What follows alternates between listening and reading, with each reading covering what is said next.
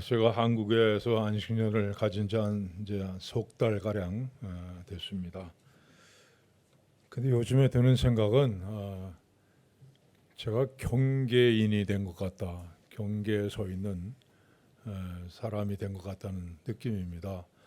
왜냐하면 아직도 이게 한국인지 홍콩인지 구분이 잘 가질 않습니다. 제가 홍콩에서 32년을 살다가 가서 석 달 됐으니까는, 그러니까 이제 한국에 간다는 걸 홍콩 간다 이렇게 얘기를 하고, 홍콩 가는 걸 한국에 간다 이렇게 자꾸만 그렇게 얘기가 나오더라고요.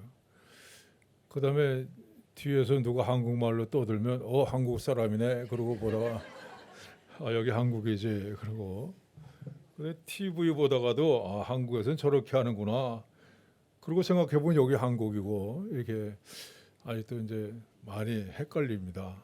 근데 홍콩에 오니까, 침사초에 들어오니까 집에 왔구나 하는 생각이 드는 거 보면 아직도 홍콩 사람인 것 같습니다. 여러분 기도 덕분에 정말 은혜롭게 잘 편안하게 지내고 있습니다. 감사드립니다.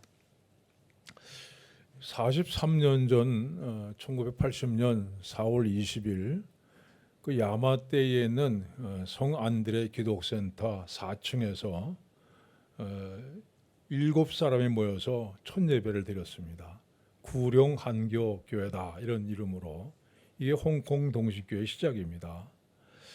이 구룡 한교 교회라는 이름은 1984년에 한국 장로교 구룡교회로 개칭을 했고, 이어서 1988년에는 홍콩 동신교회로 개칭해서 오늘까지 이르고 있습니다. 왜 우리 교회 이름은 홍콩 동신교회냐 이렇게 가끔 저에게 질문하는 분이 계세요. 그것은 우리 교회를 설립하신 고 김응삼 목사님께서 그 당시에 서울 동대문에 있는 동신교회에서 선교사로 파송을 받으셨기 때문입니다. 그래서 그때 지어진 이름을 아직까지도 사용하고 있습니다. 12년 동안 목회와 선교에 헌신하던 고 김은선 목사님은 1992년 4월에 원로 목사로 추대를 받으셨고, 뒤를 이어서 제가 담임 목사로 위임을 받아서 오늘까지 이루고 있습니다. 그리고 제 뒤를 이어서 이제 이승원 목사님께서 담임 목사로 청빙을 받아서 목회를 하고 계십니다. 저는 가끔 이런 생각해 봅니다. 만약에 이 땅에 홍콩 동신교회가 세워지지 않았다면 어떻을까? 아무 일도 일어나지 않았겠죠. 아무 일도 없었을 겁니다. 그런데 하나님께서 홍콩 동신교회를 이 땅에 세우심으로 정말 많은 일들이 일어나게 하셨습니다. 먼저 하나님께서 우리 교회를 이 교민들에게 복음 전하는 교회로 세워주셨음을 감사드립니다. 이민 생활 가운데 정말 수많은 교인들이 교회를 통해서 위로를 얻고 또 안식을 얻고 신앙인으로 훈련을 받을 수가 있었습니다. 저는 43년 동안 제가 통계를 가만히 이렇게 살펴보니까 약 5천 명의 교인들이 우리 교회에 등록하고 신앙생활을 하다가 이제 한국으로 전 세계로 흩어지셨습니다. 정말 끊임없이 사람이 오가는 현실 속에서 하나님께서 수많은 일꾼들을 우리 교회로 보내주셨습니다. 또 홍콩뿐 아니라 대부분 이민 교회들이 당회 안에서 많은 갈등을 안고 있습니다. 그런데 우리 교회 장로님들은 정말 한 마음 한 뜻으로 교회를 잘 섬기고 계십니다. 이 많은 분들이 홍콩 동식교회 와서 참 좋다 이렇게 말씀하시는데, 그때보다 전 자신 있게 얘기합니다. 오늘 홍콩 동신교회가 있게 된 것은 그래서 남이 알아주든 알아주지 않든 땀 흘려 헌신하신 우리 장로님들 덕분입니다. 끊임없이 기도해 주신 우리 장로님 덕분에 우리 교회가 든든하게 서 있습니다. 이렇게 말씀을 드립니다.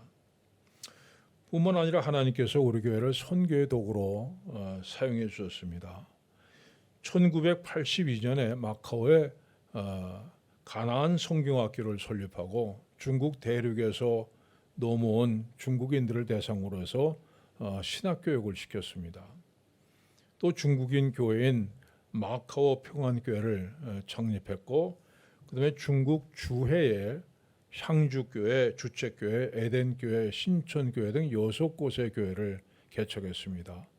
또 조선족 교회인 산봉교회를 세웠습니다.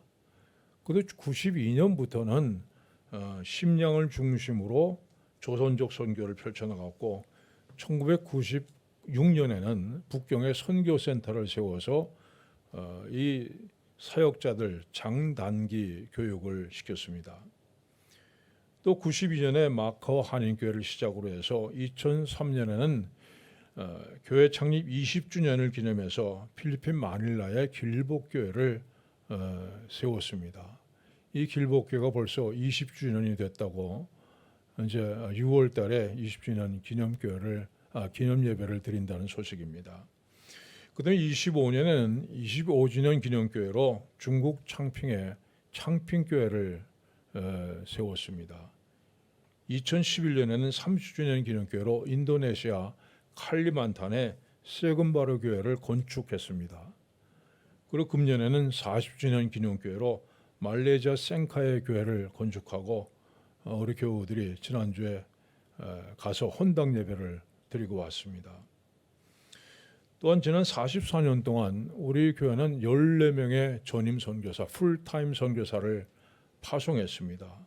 그중에서 중국 천진의 베이오 선교사는 천진 복된 교회를 개척했는데, 이제 은퇴하시고 뒤를 이어서 우리 교회 부목사로 심우하던 종재호 목사님이 가서 담임 목사로 심우하고 계십니다. 그 태국 방콕의 황치현 선교사는 수쿰빗 한인교회를 개척했고, 인도네시아에 파송했던 박선태 선교사는 기쁨의 교회를 개척해서 심우하다가 현재는 이제 가서 현지 선교를 하고 계십니다. 이제 우리가 정말 아낌없이 선교 사업에 쏟아부었습니다. 그런데 하나님께서 역으로 정말 우리에게 필요한 모든 것들을 풍족하게 채워주셨습니다. 이 배우는 것은 교회가 선교를 안 하면 돈이 남을 것 같지만 절대로 그렇지 않습니다. 쏟아 부으면 부을수록 하나님께서 그 몇 배의 축복으로 우리에게 채워주신 것을 정말 체험합니다. 1984년에 우리가 현재 교육관으로 사용하고 있는 10층을 구입했습니다. 1989년에는 2층 절반을 구입을 했고, 그 다음에 1996년에는 나머지 절반을 매입해서 예배당을 10층에서 2층으로 옮기게 되었습니다. 그리고 2006년에 18층 교육관을 매입했고, 2011년에 친교실로 사용하고 있는 3층 엘리모를 구입했습니다. 여러분, 이상하죠? 우리가 홍콩에 있는 교회들 중에서 가장 선교를 많이 하는 교회인데, 이상하게 하나님께서 또 이 예배당을 가장 많이 확보하도록 그렇게 허락을 하신 것을 볼 수가 있습니다. 지난 세월 동안 우리 교회가 정말 순풍의 돛을 단 배처럼 그래 순조롭게 나아갈 때도 있었고, 또 광풍에 만나 휘청거리는 배처럼 위기를 겪을 때도 있었습니다. 한국의 IMF 사태로 인해서 전 교인의 절반이 1년 동안의 절반이 귀국해버리는 그런 어려움을 겪기도 했고, 또 사스로 인해서 정말 많은 어려움을 겪었습니다. 또 뉴욕발 경제 위기도 다가왔고, 최근에는 홍콩 민주화 시위와 뒤를 이어서 코로나 바이러스로 인해서 근 3년 동안 예배를 제대로 드리지 못하는 그런 어려움을 겪기도 했습니다. 정말 크고 작은 어려움들이 우리 교회 앞길을 가로막을 때도 있었습니다. 정말 눈앞이 캄캄한 때도 있었습니다. 그러나 그럼에도 불구하고 오늘 우리 교회가 이렇게 든든히 서서 하나님 맡겨준 사명을 감당할 수 있었던 것은 온전히 하나님의 은혜임을 고백합니다. 여러분, 교회는 하나님께서 이끄시는 곳입니다. 교회는 오직 하나님의 은혜로 인도함을 받는 그런 곳입니다. 우리는 미련하고 약하고 정말 어찌할 줄 몰랐지만 하나님께서 당신의 지혜로 교회를 인도해 주셨습니다. 주님께서 이 땅에 오시는 그날까지 우리 홍콩 동신교회 역사는 계속될 겁니다. 또 하나님께서 그날까지 교회를 사용해 주실 것을 믿습니다. 오늘도 우리 교회가 가는 앞길에는 하나님의 구름 기둥이 서 있습니다.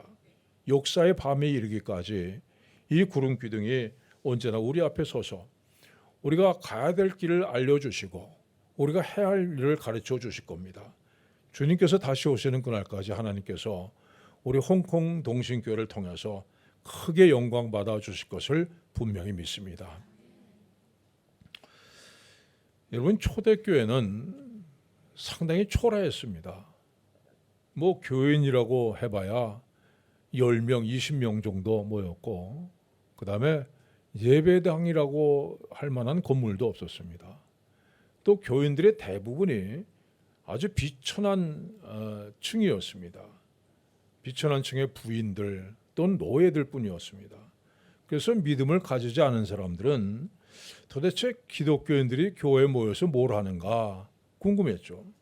아마 세상 한탄이나 하면서 스스로 그저 위로받는 그런 모임 정도로 생각을 했을 겁니다.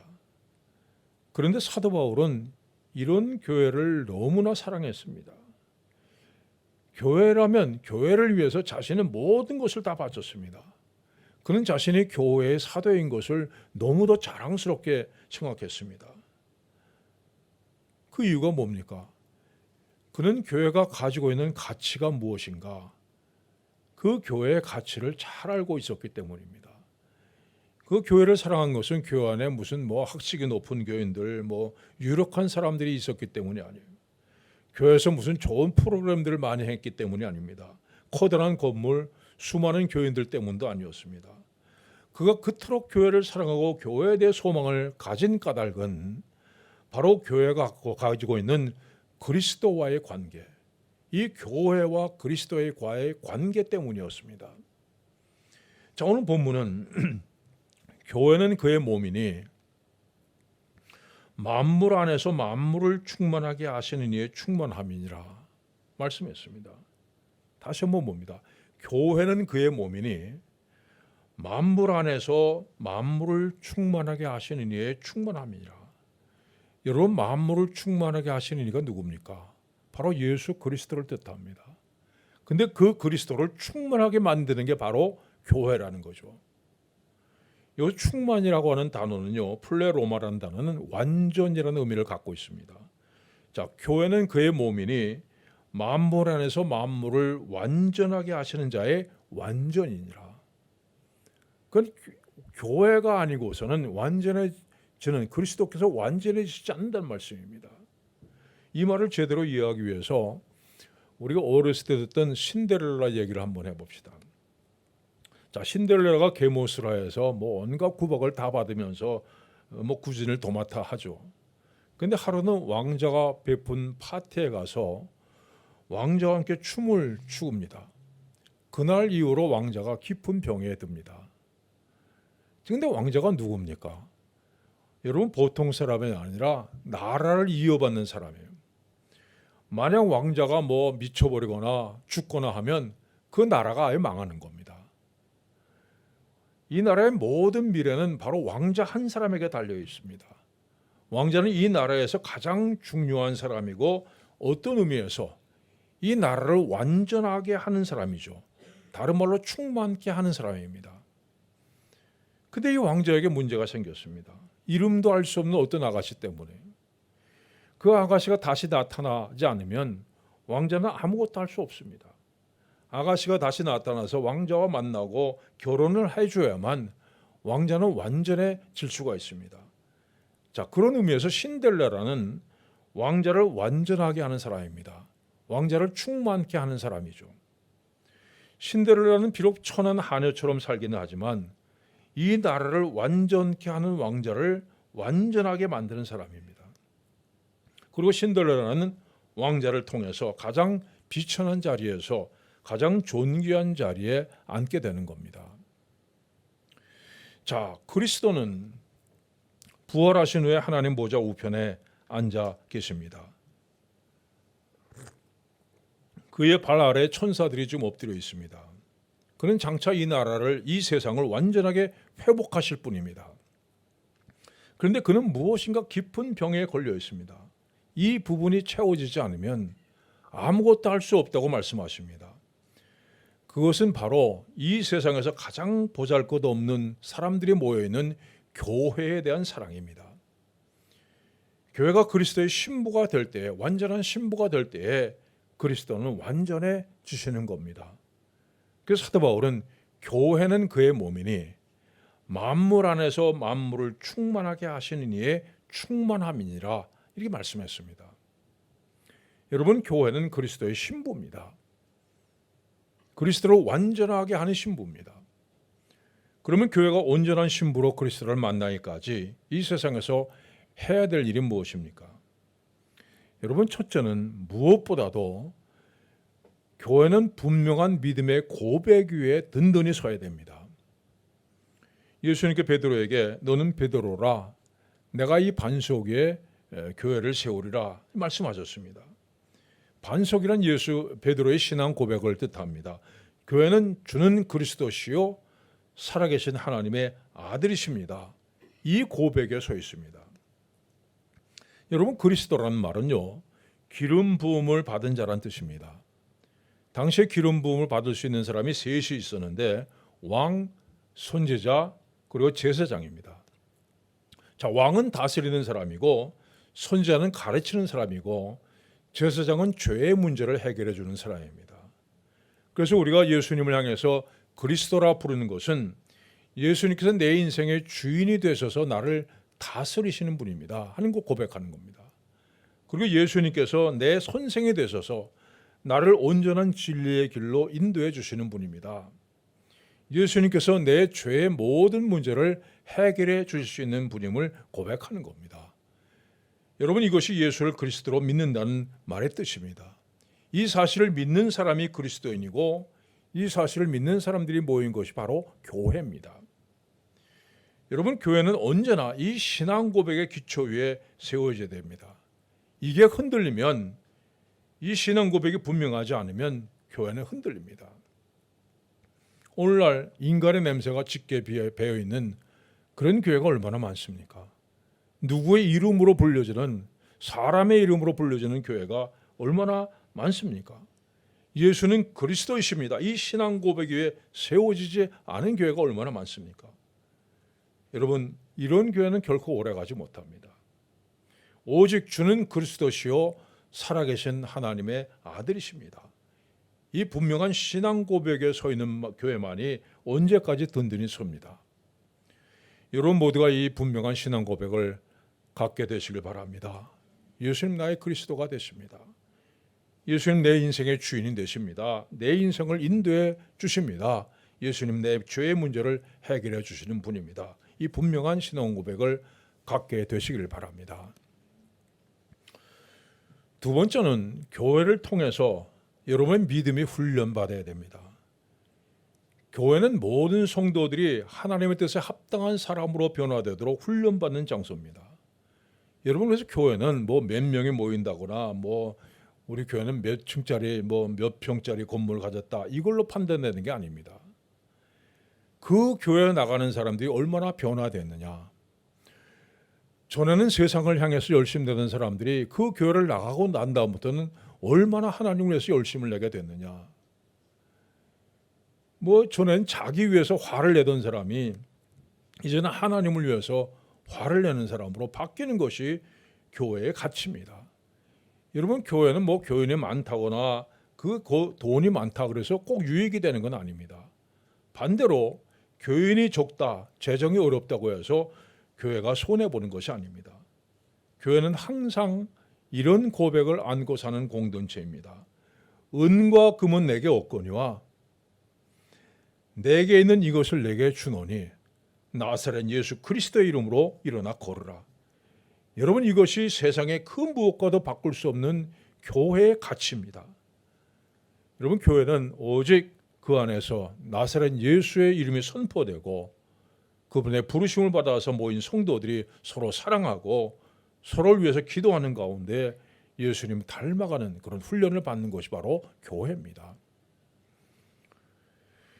자, 세 번째는 여러분이 주님을 섬기는 일에 더 열심을 내야 됩니다. 우리 교회는 비교적 젊은 분들이 많습니다. 그래서 참 좋은 점도 많지만 한편으로 걱정되는 부분들도 있습니다.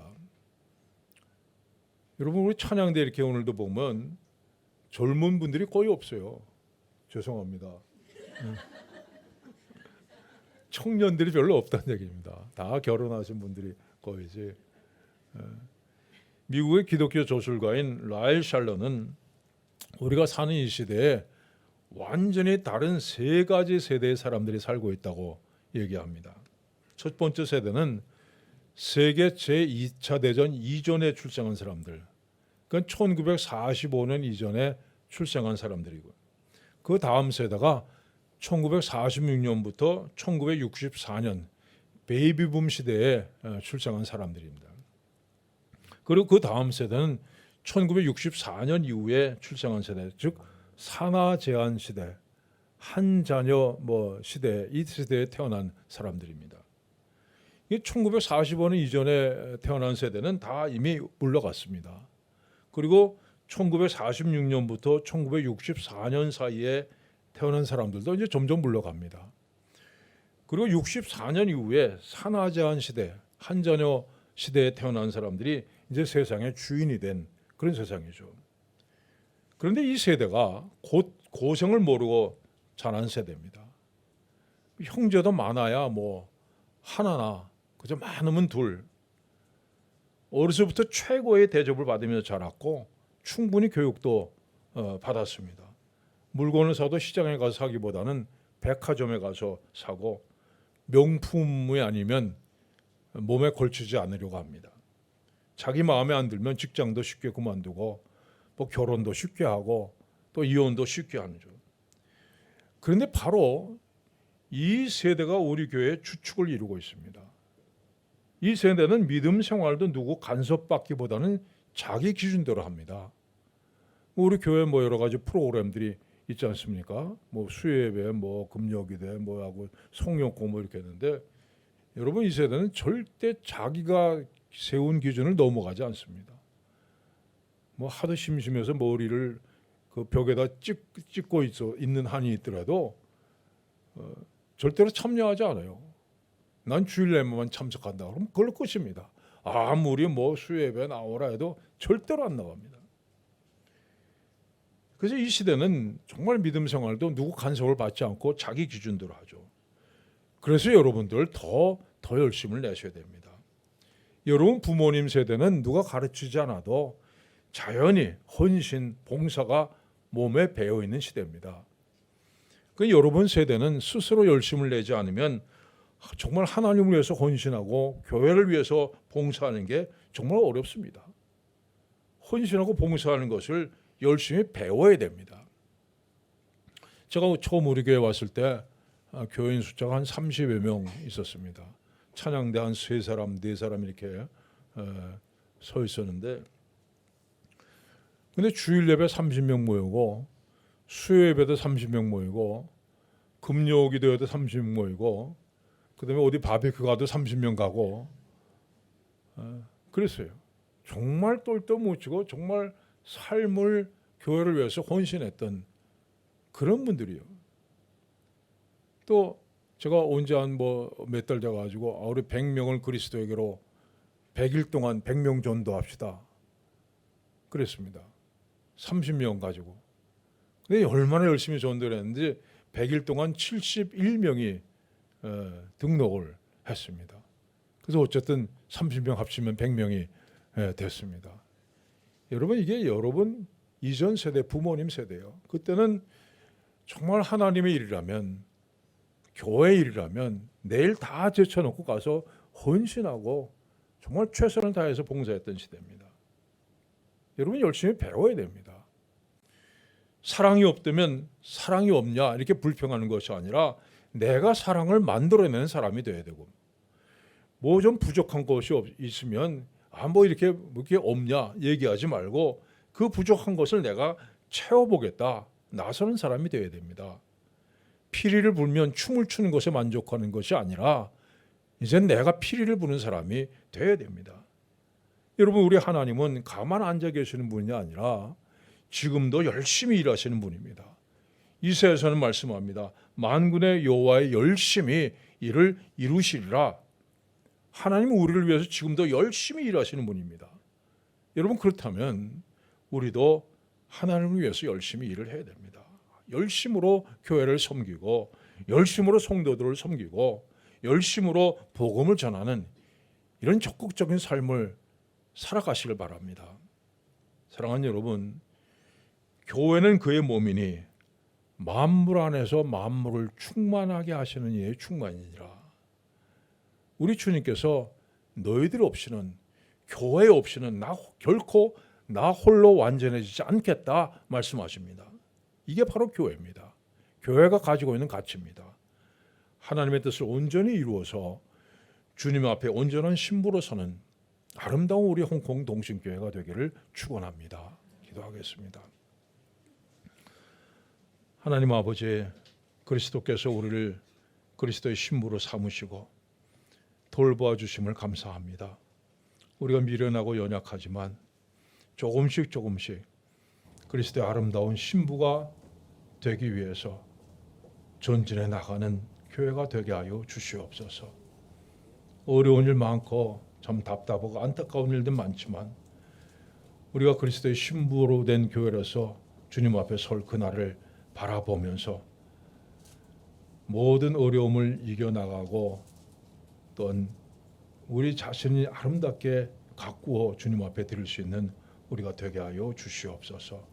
하나님, 여태까지 우리 교회를 사랑하시고 은혜 주신 것을 감사합니다. 앞으로도 더욱더 주님의 뜻에 합당한 교회, 주님의 뜻을 이루는 교회, 주님의 뜻을 정말 주님을 기쁘시게 하는 교회가 되기 위해서 힘쓰는 우리 모두가 되게 하여 주시옵소서.